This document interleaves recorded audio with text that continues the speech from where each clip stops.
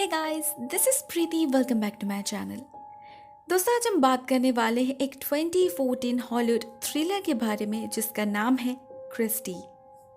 इस कहानी की शुरुआत होती है एक सुनसान इलाके से, जहां जंगल के अंदर एक लाश पड़ी थी, एक यंग लड़की की।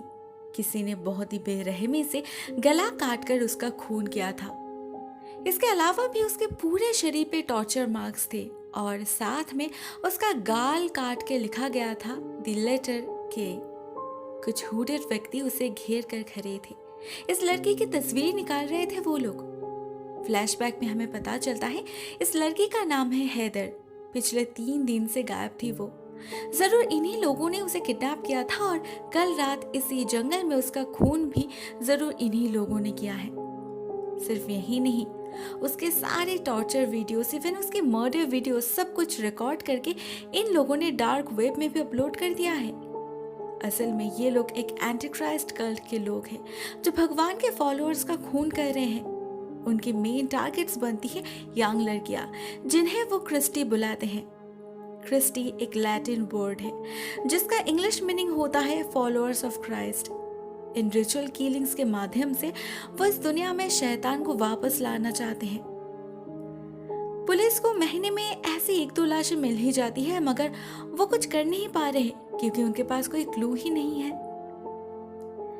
देखते देखते कुछ दिन बीत जाते हैं और थैंक्सगिविंग का वक्त हो जाता है। हम एक जस्टिन नाम की यंग लड़की से मिलते हैं जो नॉर्थ ईस्टर्न यूनाइटेड स्टेट्स के एक प्राइवेट कॉलेज की स्टूडेंट है। बेचारी का मूड बहुत ऑफ है क्योंकि जब सभी घर वापस जा रहे हैं अपने अपने परिवार के साथ छुट्टी बिताने, वो नहीं जा पा रही। फ्लाइट टिकट्स खरीदने के लिए उसके पास पैसे जो नहीं है। उसका बॉयफ्रेंड एरन उसे अपने साथ अपने घर ले जाने की बात करता है, मगर जस्टी नहीं जाती क्योंकि उसके दोस्त निकोल ने उसके साथ रुकने का प्रॉमिस किया है। बस कुछ ही दिनों की तो बात है, होपफुली कोई प्रॉब्लम नहीं होगी। एरन अपनी गाड़ी लेकर निकल जाता है और हम देखते हैं कैंपस ऑलरेडी ऑलमोस्ट खाली हो चुका है। ऊपर से जब जस्टिन अपने कमरे में लौटती है, उसे पता चलता है निकोल भी नहीं रहेगी क्योंकि उसके पापा ने उसे घर बुला लिया है। मतलब जिसका डर था वही हुआ। जस्टिन को अभी आगे का कुछ दिन अकेले ही बिताना पड़ेगा। Campus security guard Wayne, ground keeper Scott और गेट कीपर डेव भी रहेंगे उसके साथ, मगर बाहर इतने बड़े बिल्डिंग के अंदर तो वो बिल्कुल अकेली होगी। ये सोचकर ही जस्टिन को अजीब लग रहा था। पहले कुछ घंटे आराम से बीत जाते हैं। जस्टिन जो मर्जी आए करती है, कभी लाइब्रेरी में चली जाती है तो कभी स्विमिंग करने। इस जगह के सॉलिट्यूड को काइंड ऑफ एंजॉय करने लगी थी वो। मगर थैंक्सगिविंग के रात होते ही उसे खराब लगने लगता है। लोनली फील कर रही थी वो। ऊपर से इस बिल्डिंग की इलेक्ट्रिसिटी में भी कुछ दिक्कतें आने लगी थी। लाइट्स कंटिन्यूअसली फ्लिकर कर रहे थे। जस्टिन पास वाले एक स्टोर में जाने की डिसाइड करती है। जाते वक्त वेन से पूछकर भी जाती है उन्हें क्या चाहिए, और गेट कीपर डेव को भी इन्फॉर्म कर देती है कि वो 20 मिनट में वापस आ जाएगी। उसके बाद वो गेट बंद कर सकते हैं। एज एक्सपेक्टेड रास्ता बिल्कुल खाली था, जो अंधेरे में काफी क्रीपी लग रहा था। साथ में वेदर भी ठीक नहीं लग रहा था। न्यूज़ टेलीकास्ट से पता चलता है आज रात शहर में तूफान आने वाला है। दुकान भी बिल्कुल खाली था। जस्टिन जल्दी से अपना सामान पैक करने लगती है और ठीक तभी उसे एक हुडेड फिगर दिखती है जो चीजें उठाने से ज्यादा जमीन पर फेंक रही थी। वह अचानक जस्टिन के सामने आ जाती है। पता चलता है वो एक लड़की है, मगर उसका बर्ताव बहुत अजीब था। वो जस्टिन को अजीब तरह से छूने लगती है। जस्टिन को अच्छा नहीं लगता। वो वहां से निकलना चाहती थी, लेकिन ये लड़की उसका पीछा नहीं छोड़ती। न जाने क्यों बार बार वो उसे क्रिस्टी बुला रही थी।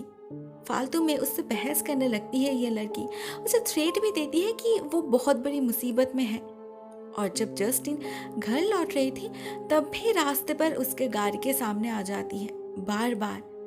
जस्टिन को कुछ समझ नहीं आता ये लड़की क्यों ऐसा कर रही है। वो तो उसे पहचानती भी नहीं। जैसे तैसे वो कैंपस के अंदर आ जाती है और वेन को इन्फॉर्म कर देती है। ऑनेस्टली वो काफी डर चुकी थी, तो टाइम पास करने के लिए वो एरन को कॉल करती है। वो अकेली है जानकर एरन उसी वक्त वापस आना चाहता था, मगर जस्टिन ही मना करती है। उसके लिए एरन क्यों अपने फैमिली को मिस करे। जस्टिन खुद को समझाती है कि सब कुछ ठीक है, वो बेकार में ही पैनिक कर रही है और सो जाती है। लेकिन शायद सच में सब कुछ ठीक नहीं था। जब जस्टिन सो रही थी, वेन को बाहर कुछ हलचल नजर आती है तो वो चेक करने जाते हैं और उसके पीछे दरवाजा लॉक हो जाता है। उधर जस्टिन को नींद में ऐसा फील होता है कि कोई उसे देख रहा है और आंखें खोलने के साथ साथ सच में ही कोई उसके सामने से गुजर जाता है। कॉरिडोर के ज्यादातर लाइट्स खराब हो चुके थे। अंधेरे में जैसे कोई लुका छुपी खेल रहा था उसके साथ। अचानक उसे अपने कमरे में से किसी की चीखें सुनाई देने लगती है और जब वो चेक करती है तो पता चलता है उसके लैपटॉप पर हेदर की टॉर्चर वीडियो चल रही है। जरूर किसी ने उसका लैपटॉप हैक किया होगा। उसका फोन गुम हो चुका था, इंटरनेट काम नहीं कर रहा था। उसे बाहर वेन तो दिखता है मगर उस तक कोई आवाज नहीं पहुंच रही थी। अचानक कहीं से वो लड़की आकर हाजिर हो जाती है जस्टिन के सामने, हाथ में बॉक्स कटर लेके। उसका इंटेंशन कुछ सही नहीं लग रहा था। लेकिन इस बार वो अकेली नहीं थी, उसके साथ और 3 लड़के भी थे। उन्होंने ही दरवाजा लॉक किया था। जस्टिन दरवाजे के पास जाकर छुप जाती है। रिसेप्शन वाले फोन से पुलिस को कॉल करने की कोशिश करती है मगर इन लोगों ने ऑलरेडी जैमर लगा चुके थे। फोन में डायल टोन भी नहीं था और कुछ देर बाद इलेक्ट्रिसिटी भी कट जाती है। डर से जस्टिन की हालत खराब हो चुकी थी। उसे समझ नहीं आ रहा था वो क्या करे। फॉर्चुनेटली ठीक तभी दरवाजे के उस पार वैन आ जाते हैं। उन्हें एहसास हो चुका था कि कुछ गड़बड़ है तो वो जस्टिन को बाहर निकालने की कोशिश कर रहे थे मगर ऐसा हो पाए उससे पहले ही एक आदमी उस पर हमला करके एक लकड़ी के टुकड़े से पीट कर उसे मार डालता है। जस्टिन उसका चेहरा देख नहीं पाती क्योंकि इन लोगों ने सबने मास्क पहना था। इनमें से एक बंदा दीवार पर चाकू से के लिखता है और दूसरी थी वो लड़की जो जस्टिन को रिकॉर्ड करने लगती है। और कोई रास्ता ना पाकर जस्टिन एक खिड़की से बाहर निकलती है और किचन में जाके छुपती है। अपने सांसों को रोककर बैठ जाती है कोने में जिससे कोई आहट ना हो। मगर ये लोग वहां भी उसका पीछा नहीं छोड़ते। वो किसी तरह इन लोगों को चकमा देकर भागती है पार्किंग लॉट की तरफ। वहां उसे डेव की गाड़ी तो दिखती है मगर अंदर वो नहीं था, थी तो उसकी लाश। इन लोगों ने डेव का भी खून कर दिया था। जस्टिन इसी गाड़ी से भागने की कोशिश करती है मगर अंदर ना कोई चाबी थी ना डेव का फोन कहीं दिखाई दे रहा था। तो इसके बाद जस्टिन एक पे फोन से कॉल अटेम्प्ट करती है। रिंग भी होता है मगर किसी से बात करने का वक्त उसे नहीं मिलता। ये लोग बिल्कुल किसी साए की तरह उसका पीछा कर रहे थे। उसका लास्ट ऑप्शन था स्कॉट। उसका घर इसी कैंपस के एंड में था तो जस्टिन उसी तरफ भागती। लकीली स्कॉट जिंदा था। इनफैक्ट उसे तो कुछ पता ही नहीं था इस सब के बारे में। जस्टिन सबसे पहले उसका लैंडलाइन चेक करती है। इसका कनेक्शन भी टूटा हुआ था और हड़बड़ी में स्कॉट को याद नहीं आ रहा था उसने अपना मोबाइल कहाँ रखा है। अचानक उसका डॉग भौंकने लगता है और उसके दरवाजे के बाहर जो सेंसर लाइट्स थे वो भी जल उठते हैं। इसका मतलब बाहर जरूर कोई है। स्कॉट और लेट नहीं करता, वो उसी वक्त अपनी बंदूक लेकर निकल जाता है मगर आसपास इतना घना कोहरा था कि सामने का कुछ भी दिखाई नहीं दे रहा था। इसी बीच अचानक उसका डॉग बहुत अग्रेसिवली किसी चीज को चेस करने लगता है। स्कॉट उसे रोक नहीं पाता। घने कोहरे में वो कहीं गायब हो जाता है और कुछ देर बाद उसकी सिर्फ दर्द भरी चीखें सुनाई देती है। स्कॉट को समझने में देर नहीं लगती, किसी ने उसके डॉग को मार डाला है।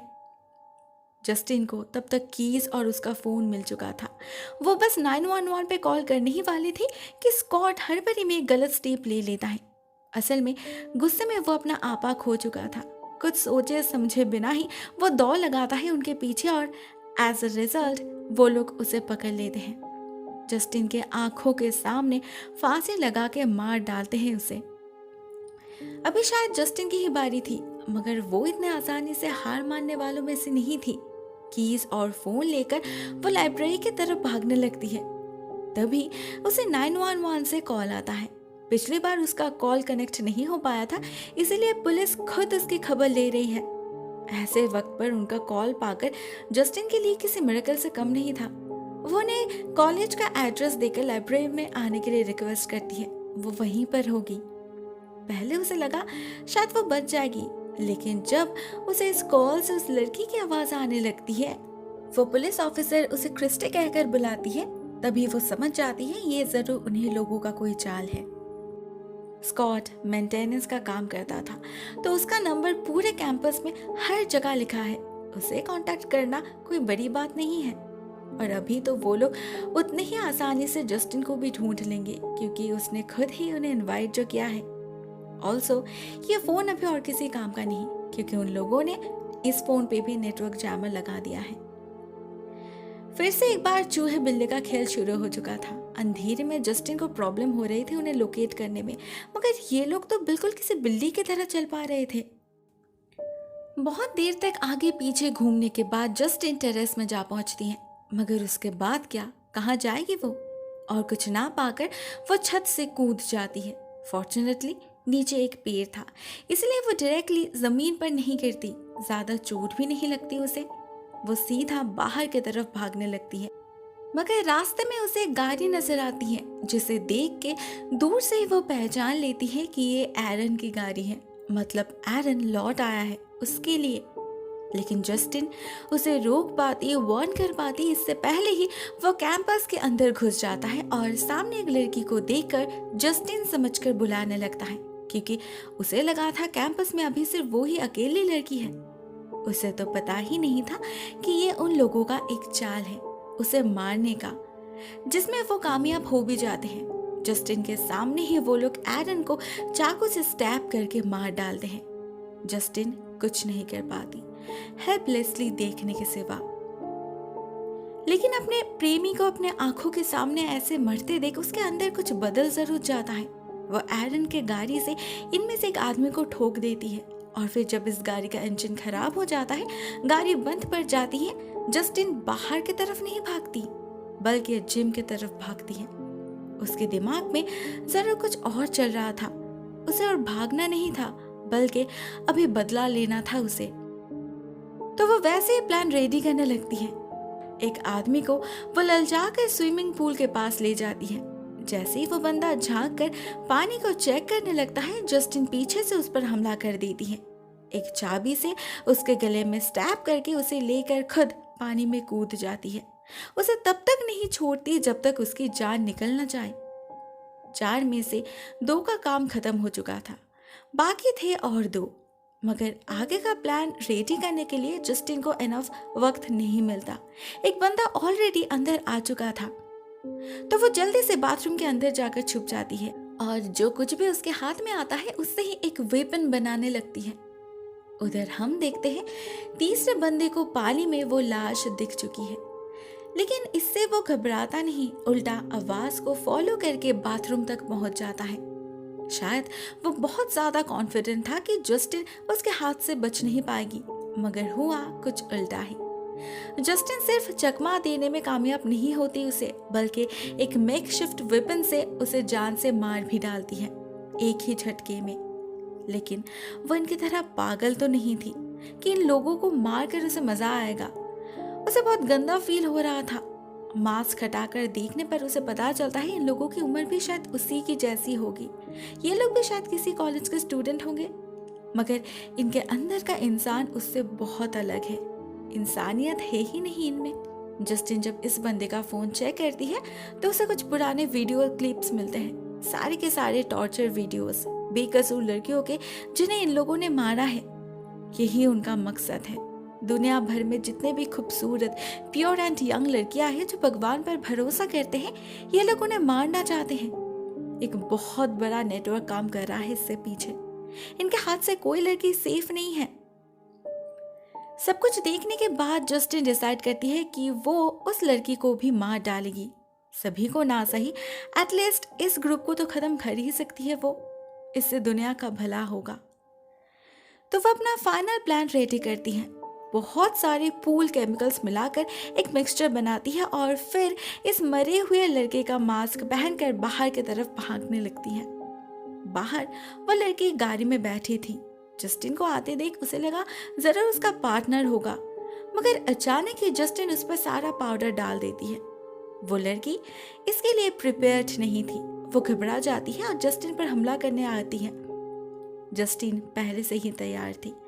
इस बार वो एक लिक्विड डाल देती है उस लड़की के ऊपर, जिससे इमीडिएटली उसके शरीर में आग लग जाती है। जिंदा जलकर राख हो जाती है वो लड़की। इसके बाद जस्टिन उस बंदे के फोन से एक पोस्ट करती है, लिखती है उनका खेल खत्म हो चुका है, वो लोग हार चुके हैं। इस हादसे के कारण जस्टिन की जिंदगी बदल जाती है।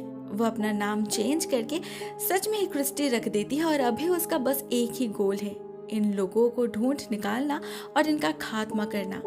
वो जिंदा बच गई, इसका कोई तो कारण होगा, भगवान शायद यही चाहते हैं। पुलिस को जस्टिन और इस फोन की मदद से इस कल्ट के बारे में बहुत कुछ पता चला है। कई सारे मर्डर मिस्ट्री सॉल्व हुए हैं और बहुत सारे लोगों को अरेस्ट भी किया गया है। मगर दुनिया में शैतान के फॉलोअर्स भी कम नहीं, एक को मारा जाए तो दूसरा पैदा हो जाता है। ऐसे में सारे प्रोसीड्यूर को लीगली फॉलो करना, कंट्रोल कर पाना बहुत मुश्किल है। जैसे एट द फाइनल सीन हम फिर से कुछ लोगों को एक लड़की को स्टॉक करते हुए देखते हैं। उनमें से एक रिकॉर्ड कर रहा था और दूसरा उस लड़की पर हमला करने के लिए तैयार हो रहा था। मगर जैसे ही वो बंदा आगे बढ़ता है, कहीं से एक और हुडेड व्यक्ति आकर उसे रोक देता है। यही क्रिस्टी है, अभी यही उसका काम है। The end. दोस्तों, ये कहानी यहीं पर एंड हो जाती है। Personally I liked this film, काफी इंटरेस्टिंग है और एंडिंग भी बढ़िया लगी मुझे। आपको ये वीडियो कैसी लगी? Write down in the comment section. आज के लिए बस इतना ही दोस्तों। Thank you so much for watching this video. बहुत जल्द मिलते हैं किसी और नए वीडियो के साथ, तब तक के लिए टेक केयर, टाटा।